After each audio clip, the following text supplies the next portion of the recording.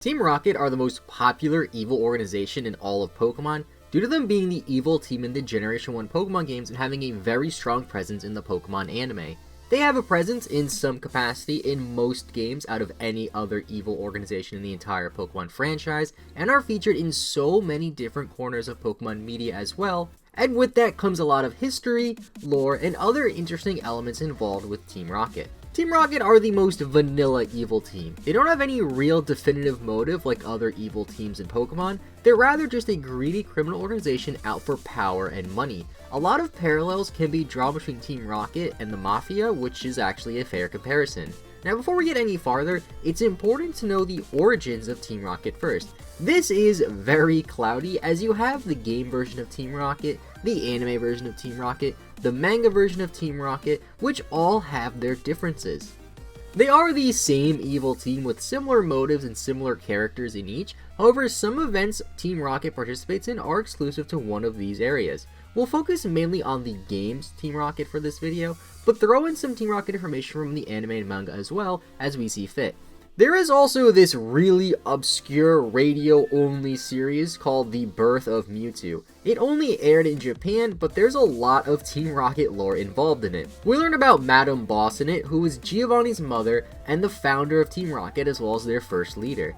This radio drama has some ties with the anime, as it also references Jessie's mother, named Miyamoto, who worked for Madame Boss, the two of which were very close. All that we really know about Madame Boss is that she hated Pokemon and didn't have any of her own. She would make her grunts battle for her, and she would sell any Pokemon she would come by for a profit. The only Pokemon she cares about capturing for herself are Mew and Mewtwo, as she believes that these two Pokemon have the power to help her rule the Pokemon world. She sends one of her most trusted Team Rocket members, Jessie's mother Miyamoto, to capture Mew for her. Miyamoto unfortunately ends up dying while trying to find Mew for her, which Miyamoto took very hard as the two were very close. All of these events take place about 20 years before Giovanni goes after Mewtwo as the leader of Team Rocket, much like his mother, and Giovanni takes control of Team Rocket after his mother passes it down to him. From what I read online about this Japanese radio drama, Madame Boss doesn't really like her son Giovanni all that much, so passing down Team Rocket to him doesn't really make too much sense. He was also only 17 at the time he became leader of Team Rocket. This part of the Team Rocket timeline is very cloudy, as the transition between leaders is extremely unclear, and we don't know if Madame Boss can be considered canon for anything but the anime, since Jessie's mom is featured in the story, but that's all we have to go on for now when it comes to the origins of Team Rocket. Giovanni's current age is rather unclear, but according to the Azorland wiki, which is the only site I can find listing Giovanni's age, he is 41 years old. This means that he was in control for Team Rocket for about 20 years for the events of Red and Blue, but I can't say this with very much certainty. The story of Team Rocket really picks up with Red's adventures in the games and the manga. Giovanni has similar ambitions to his mother, seeking power by any means necessary and capturing the legendary Pokemon Mewtwo. Unlike his mother, Giovanni doesn't hate Pokemon and uses them in battle on his own, with his most iconic Pokemon being his Persian. We can continue Team Rocket's story with the events in the Red version of the original manga, as everything prior is rather unclear. Team Rocket is first encountered in Mount Moon when you play through Red and Blue. They're after a special fossil they can sell, which fits with Team Rocket's motives. Once you defeat Team Rocket in Mount Moon, you arrive in Cerulean City, where you encounter yet another Team Rocket grunt trying to steal a valuable TM, which contains Dig, from a couple's home in Cerulean. There are a few other smaller encounters of the Team Rocket like this, which demonstrates their greed and their seeking of power, but in the Generation 1 games, the next big Team Rocket encounter you have is where you encounter Giovanni for the very first time.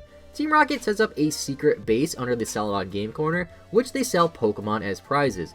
Once you clear out the building and defeat Giovanni, Team Rocket takes aim at the Silph Co in the neighboring Saffron City in order to take over the company and, more importantly, obtain the Master Ball that the company is focusing on producing in order to use it to catch any Pokemon they please. The player is tasked with defeating Team Rocket yet again, and after the Silph Co encounter, you don't see Team Rocket and Giovanni for a little while. The next time you see Giovanni is when you are finally able to enter the Viridian City Gym, which was the first gym you encounter on your journey in the Pokemon region, where he is the secret gym leader.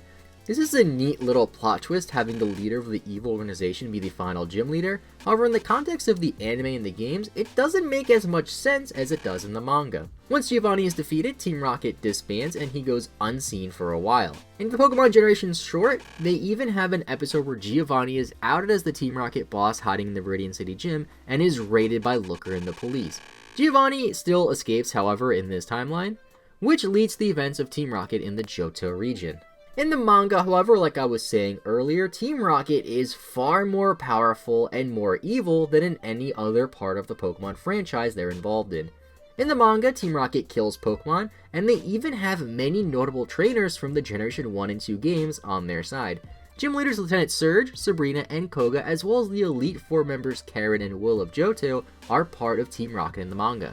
This just demonstrates how much of a farther reach and how much more power they have in the Pokemon world in the manga, and in my opinion, the manga version of Team Rocket is the most interesting.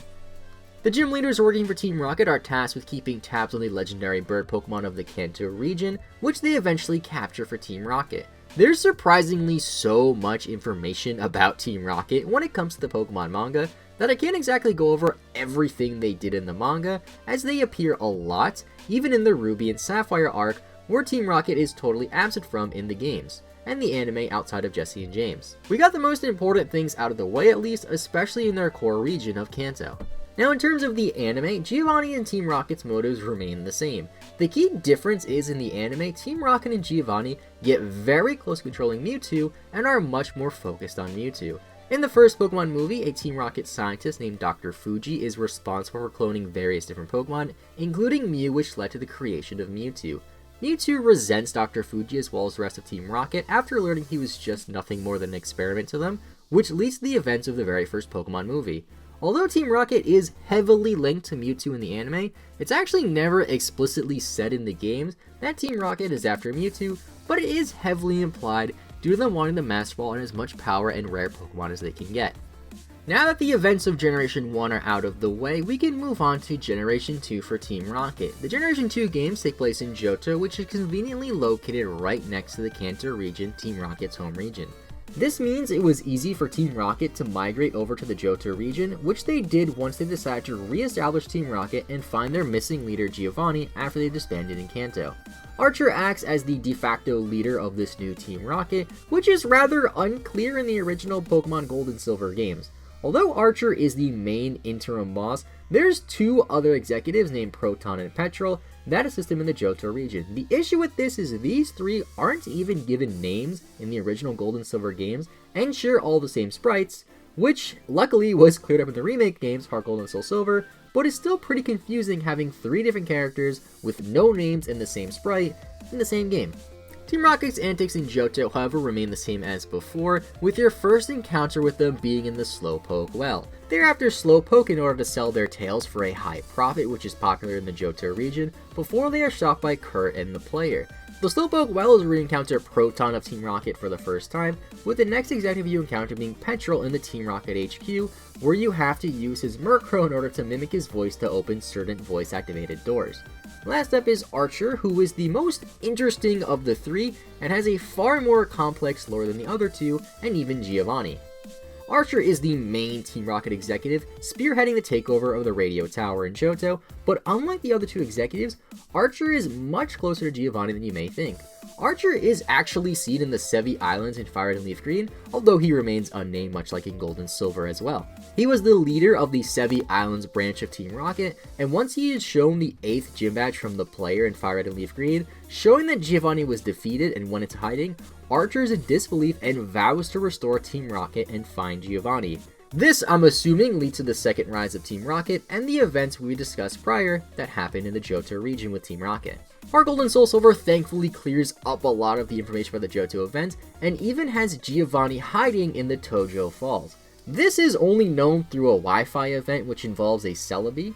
This part is a little confusing as well, but the reason why Team Rocket wanted control over the radio tower in the first place was to broadcast to as many people as possible that they were back in hopes that Giovanni would hear it and return to Archer and the rest of Team Rocket.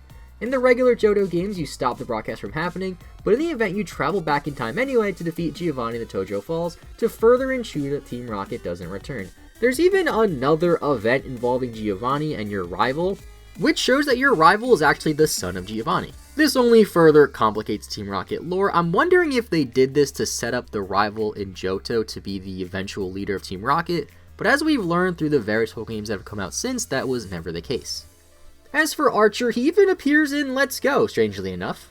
This doesn't make a lot of sense at all to me in the context of the overall Team Rocket timeline, which makes Team Rocket's history even more confusing. Technically, he is in charge of the Sevi Islands branch of Team Rocket, so having him in mainland Kanto for these games is rather interesting. Much like in the original Generation 1 Red and Blue games, in Pokemon Let's Go Pikachu and Eevee, Giovanni still goes into hiding after being defeated by the player. The Let's Go games differ a little bit from this, as similar to when you encounter Archer in the Sevi Islands in the Fire Red and Leaf Green games, Archer is in disbelief when you find him in the Team Rocket's headquarters after beating Giovanni, and he can't accept the fact that Giovanni was defeated and disbanded Team Rocket. He vows to create a stronger Team Rocket and says he will leave the Kanto region. I'm not really sure where he goes from here, as it's never explicitly said, as he could have gone back to the Sevi Islands or even to the Johto region.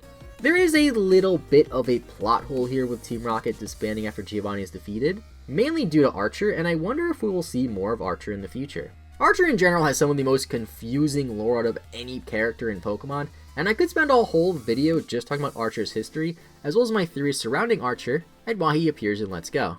For the rest of the main series game, Team Rocket appears again in the Generation 5 Unova games, sort of. You encounter a grunt who was tasked with scouting out the Unova region for a Team Rocket base, but then decides to move there instead and leave Team Rocket. That's all you really see of Team Rocket until Ultra and Ultra Moon in Generation 7, where you find Team Rainbow Rocket. This is yet another revival of Team Rocket, but they're a little bit different this time than previous incarnations. They initially want to take over the Festival Plaza of all places, and once they are stopped by the player in Sophocles, they set their sights on the Aether Foundation. Team Rocket is able to summon other evil team leaders from alternative worlds that succeeded in their plans and have their legendary Pokemon with them, such as Archie having a Kyogre. Once Giovanni and Team Rocket are defeated once again, Giovanni teleports to another world, farther complicating Team Rocket's story and timeline. He says he wants to go to another world to try his plans again, and this other world could possibly be the Let's Go universe per se, which would explain the new protagonist in Let's Go, the inclusion of Archer, and the fact that the Let's Go games have a story that's virtually identical to Red and Blue, but have different characters. In the end, Team Rocket's history is much more deep, complex, and confusing than I ever imagined before making this video. I think this is all rather interesting, as you don't really hear too many people discuss the rich history and lore Team Rocket has, despite its lack of continuity. I am sure we will see more of Team Rocket in the future, which will only complicate their story even more.